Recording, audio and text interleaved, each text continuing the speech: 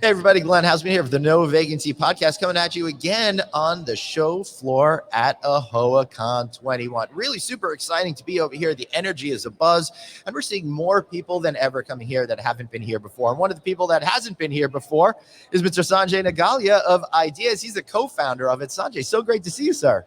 Oh, it's a pleasure to be here. Thank you for inviting me. I really appreciate you being here with me. So, we've started to get to know each other a little bit. And one of the things that struck me as really interesting is you were focused on helping people with revenue before most folks in the industry even knew that you could do that or understand what it all meant. You've been in business for over 30 years now.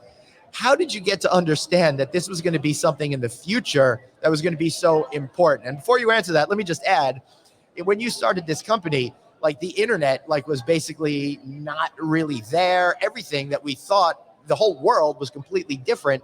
So I really got to understand this insight and the epiphany you and your partner had.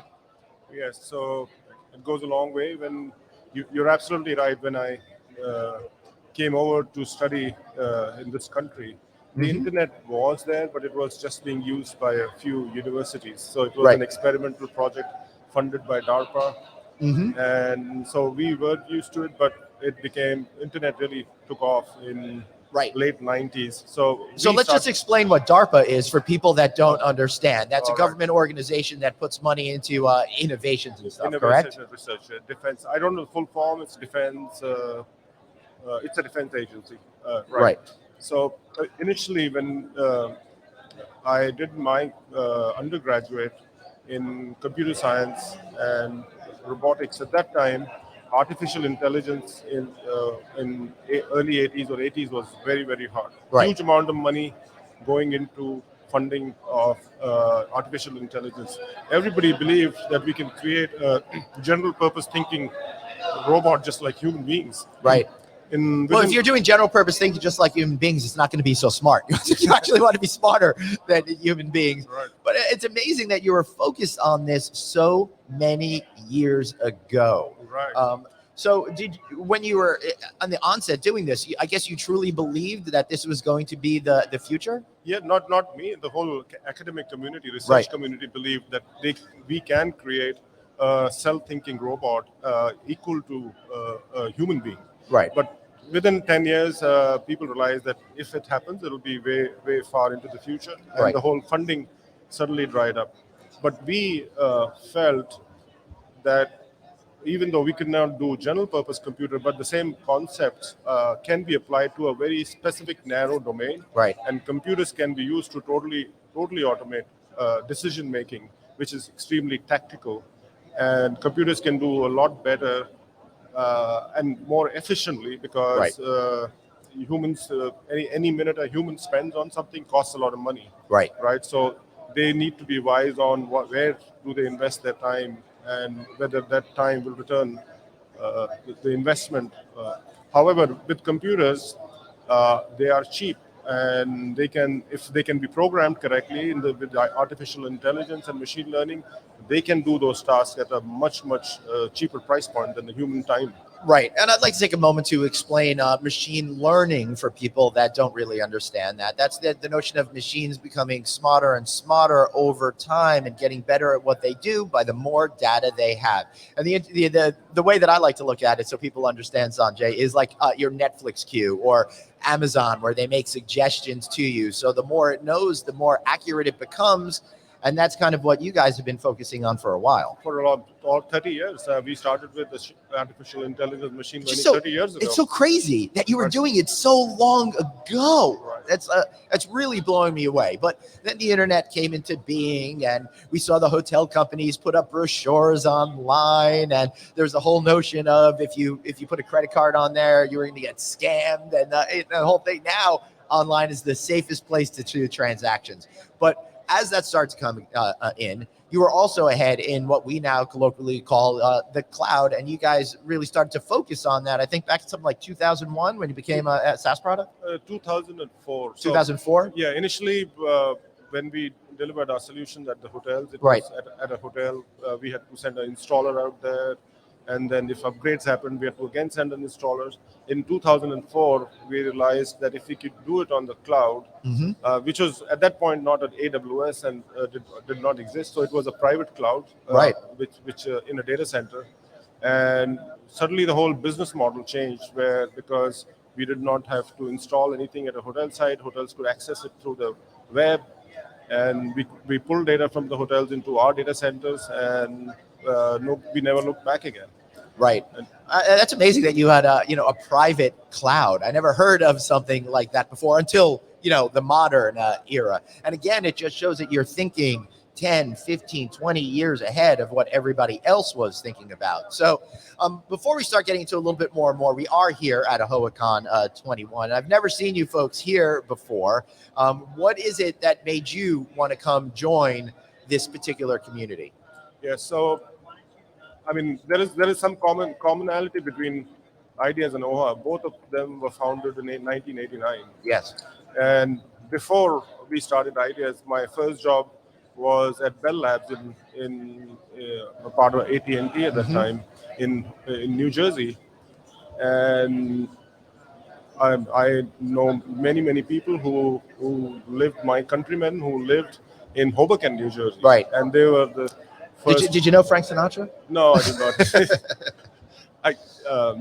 I really like Frank Sinatra, but there's this whole Indian community living in Hoboken, New Jersey. They come to this country, adopt a new country, and go ahead and buy a days in. And it's their way of making a living in a brand new country and starting there. Right. So I'm extremely proud of how all these people working hard day in and day out have been able to not just make a living, but now have gotten into generational wealth and increased the whole footprint of hotels in the whole country. These are the people who have left their homes and towns and gone to small villages, small intersections, and have not hesitated building hotels and motels at every place. And it has been an absolutely incredible story. I think the biggest American dream story that I've been fortunate enough to witness happen in real life. And I got to tell you, Sanjay, just put some numbers behind it. 60% of all hotels are owned by members of the Indian American community, according to new information just released by my friend Anthony Melchiori in AHOA yesterday at this particular conference. Additionally, in places like Texas and Kentucky, they own something like 86% of all the hotels in those markets. So that's pretty insane. And kudos to this incredible community for being able to achieve so much in a relatively short period of time. Pretty much about the same amount of time that you've been in business there, Sanjay. So it seems to me that you're really following a parallel of what owners are thinking about. And it seems to me also that over the course of your career here in the business of IDeaS, that you've been constantly finding ways to make it easier to keep the owners in mind and what their products are, their stuff that they're looking for. What are some of the things that you've learned maybe from this particular community that's informing you on how to create the product that's going to make them the most money in the easiest way possible? Right. So, I mean, when we started our, of course, our sweet spot was more the luxury, upper upscale, 4-star, 5-star hotels. And about 3 years ago, we decided to make it the same engines accessible to the economy and budget segment of the hotels. Right. And so we launched a study to talk to owners and operators. We hired a consulting company to talk to owners and operators to find out what their needs are, because these are not traditional revenue managers who we normally deal with. Right. And let's take a pause there for a second. These men and women are in the business of running hotels. They don't have the time or inclination to spend specifically on the nuances of rate setting, right? Exactly. So they have very little time on their hand. They're running so many aspects of the hotel. However, they still need to make sure they're generating the most revenue out of their property, right? So some of the things they could be doing, but they just don't have the time.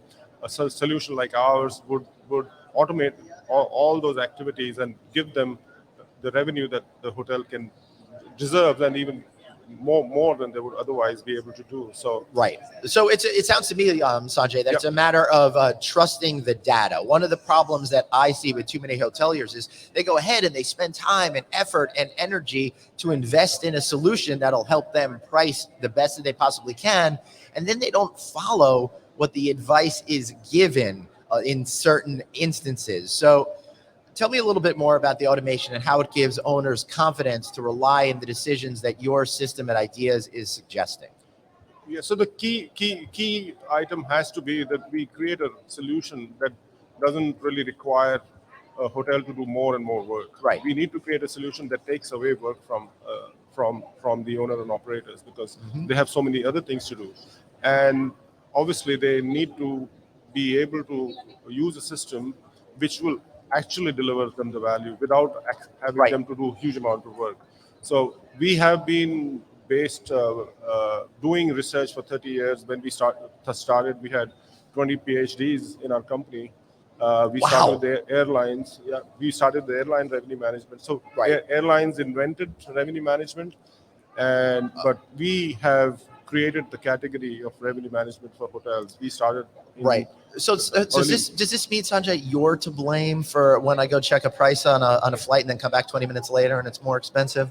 So that's what people say. But if you look at first time my parents came over from India to visit me in New York, the ticket was $1,000. Right. You can still get a ticket for $1,000.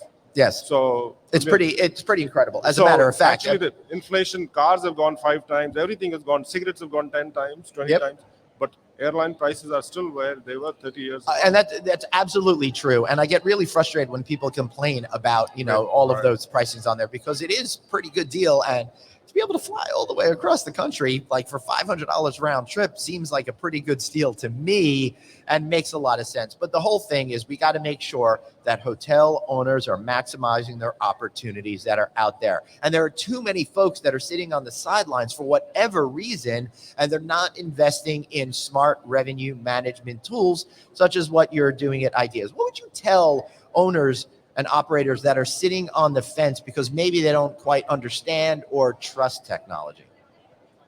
Well, I would say, the revenue management system that we had is fully automated. It's getting real-time information from PMSs and CRSs. It's taking into account competitor prices, compression in the market, how busy you are, and all those factors which influence pricing decision, and calculating the optimal pricing. And it can even account for some variable costs, like channel costs that you may pay to OTAs versus brands. It can, for extended stay properties or other properties, even account for servicing costs.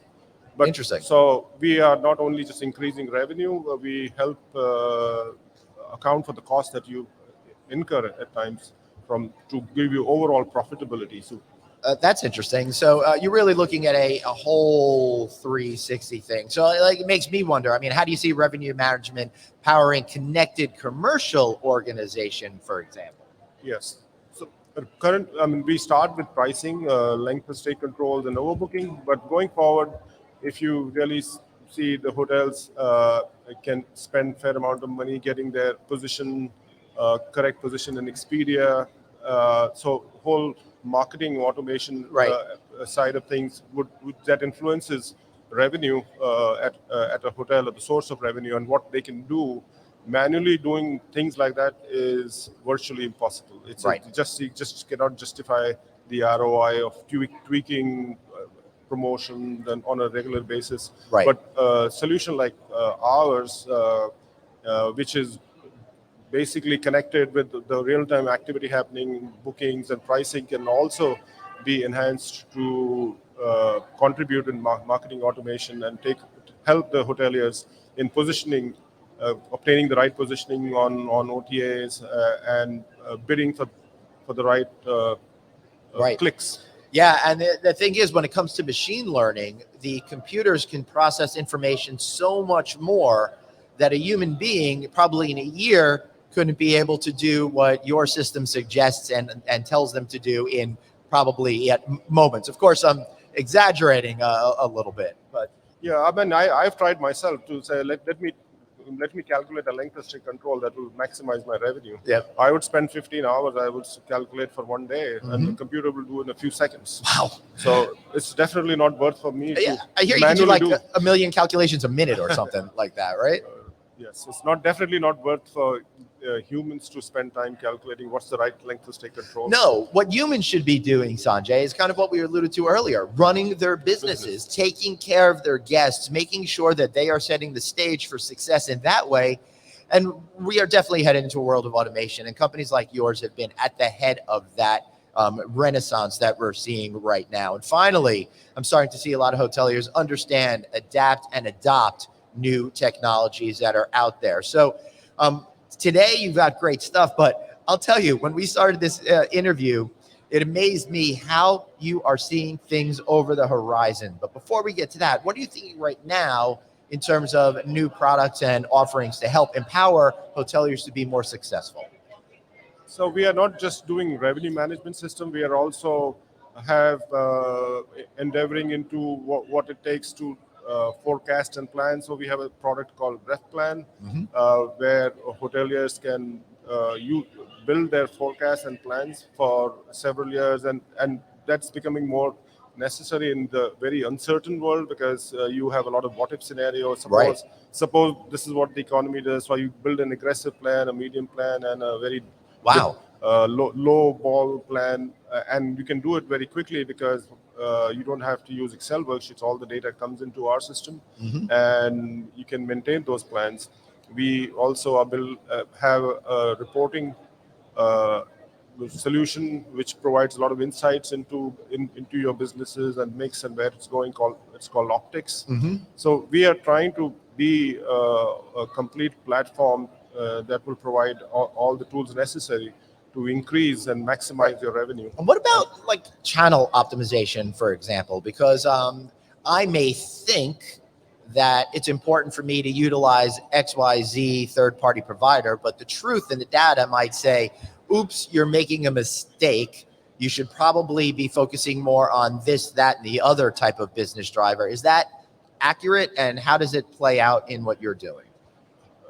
I think that OTAs play a big role for absolutely. For hotels. As we always say, I just want to make sure that we make this clear. Yes. It's an essential part of everyone's strategy. Right. It's just what we're talking about is degrees, right, Sanjay? Right. It is absolutely essential part, and every hotel needs as many stores that they can put their rooms out for as they can possibly get, because putting a room on display in a store doesn't cost them anything. Right. It's when you get a booking, you need to then what's the best store to utilize at what time is what channel optimization is about. So if I already I'm expected to be full just through my walk-ins or brand.com or my dial-up, I do not have to open my hotel up for OTAs, and I can use them when I need them. Right. So it allows you to be more strategic, which allows you to make better decisions, which allows you to make more profits. Right? Exactly. And that's what it all comes down to. So looking over the horizon, I'd be a fool if I didn't ask you this question. What do you see are the next big things when it comes to your area of technology? I mean, there's a lot of talk over beyond profit optimization and channel optimization, and marketing automation. These three areas we're focusing on.